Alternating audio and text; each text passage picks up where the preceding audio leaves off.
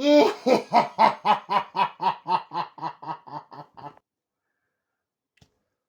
you like Child's Play, Chucky, and all things? Well, Chucky, do I have a video for you? Welcome to ENC's House of Horrors. Before I dive into this video today, guys, I do just want to say for the record, I am going to keep this channel ENC's House of Horrors. If nothing else, Caitlin will be a producer here. Look, I had 2 amazing years of my life with Caitlin. The goal is to work on a civil and respectable friendship and communication with her. Obviously, we're pet parents, and the last thing we want to do is divide a little boy, make that any harder. So we're going to try to, work together in, working together while, you know, obviously. So, yes, the channel is going to stay in C's House of Horrors. I'm doing stuff on my phone, so obviously her help is important to me as I get this channel growing and glowing. So enough about that jargon. I'm sure y'all aren't here for that. Let's dive into this video. This is Child's Play. Basically why I love Chucky and all things Child's Play franchise. So for me, my love of Chucky began in about 1994, I believe. Happy Terrifier Tuesday, by the way, obviously. If you don't know, you should know. We celebrate all things Terrifier in this household, because that's how it'll always be.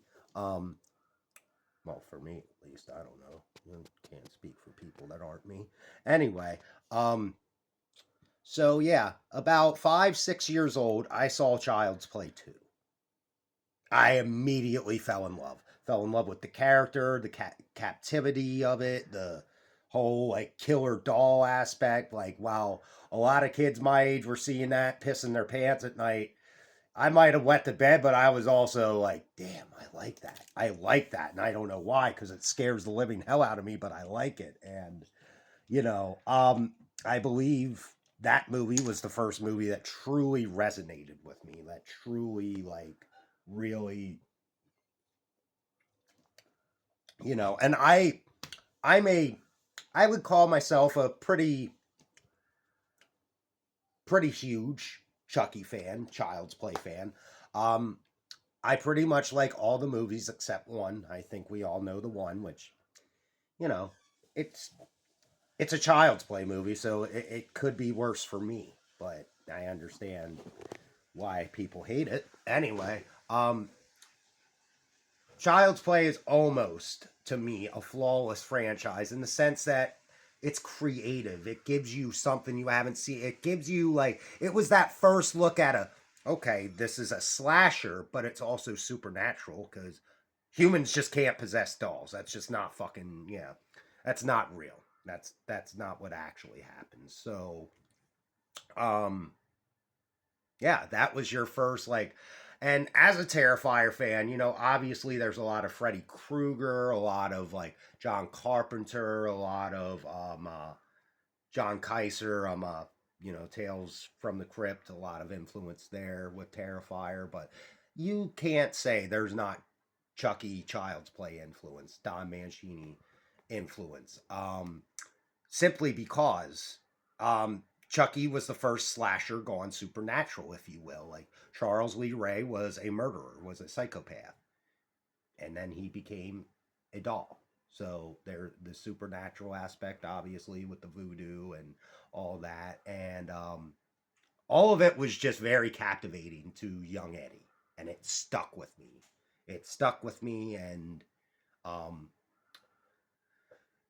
I would call it a top 5 franchise for me. It's in horror, absolutely. I would call it a top 5 franchise simply because, like, it's almost like Evil Dead, not quite to the extent, but all the movies resonate with me. All of them going as far as the TV show, which unfortunately abruptly ended, and we're not gonna apparently get a satisfying conclusion for. It was going off the rails too, which I fucking loved. Like it was like going nutty. I was just excited to see it. Maybe a little too nutty at times, but it depends. if you're allergic to nuts or not. Luckily for me, I am not. So that's good, I guess.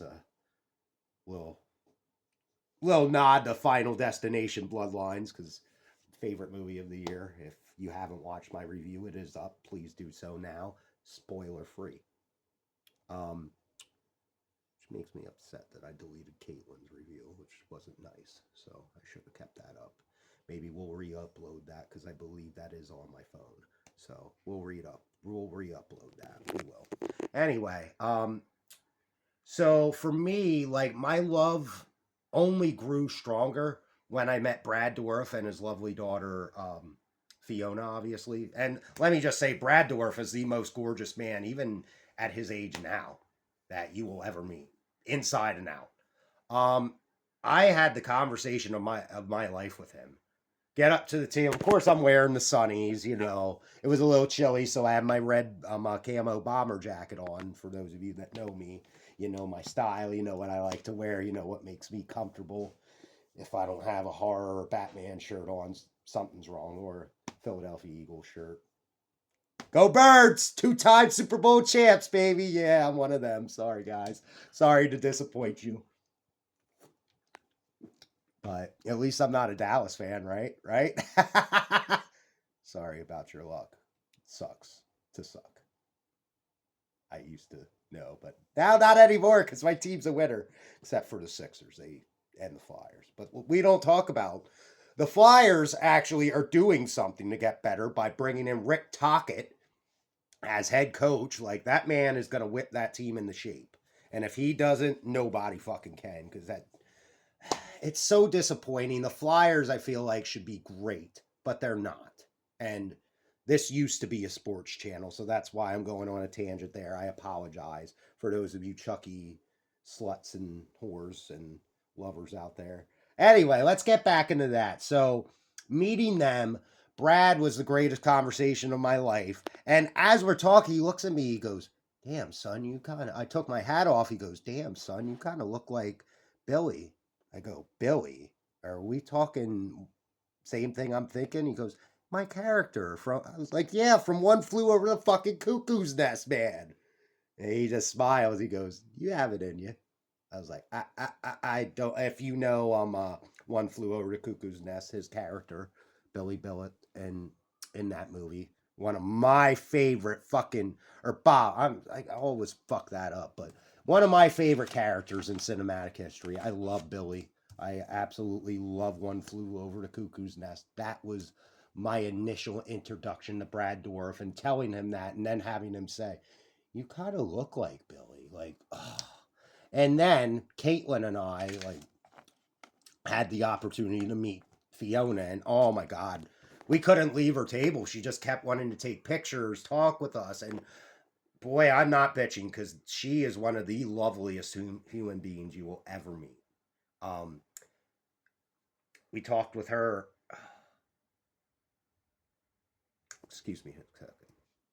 She cannot be bothered right now. She's occupied. But if I had to put a guess on it, I was going to ask Caitlin how long we were talking with Fiona. I would say at least 10, right? Yeah, I'd say a good 10, 15 minutes. Like, she was such a sweetheart. And I wanted to show you guys, I can't find it on the print. I had her sign, which is her running away from Chucky in the insane asylum. If you know you're Chucky, you know the scene I'm talking about. She signed my print and said, "To the man that looks like Billy Bibbit," and I dropped to my knees. You can ask Caitlin. I cried for joy the whole car ride home because we met her Sunday right before we left. That was the last thing we did, and I teared up. I was so like because I felt like that was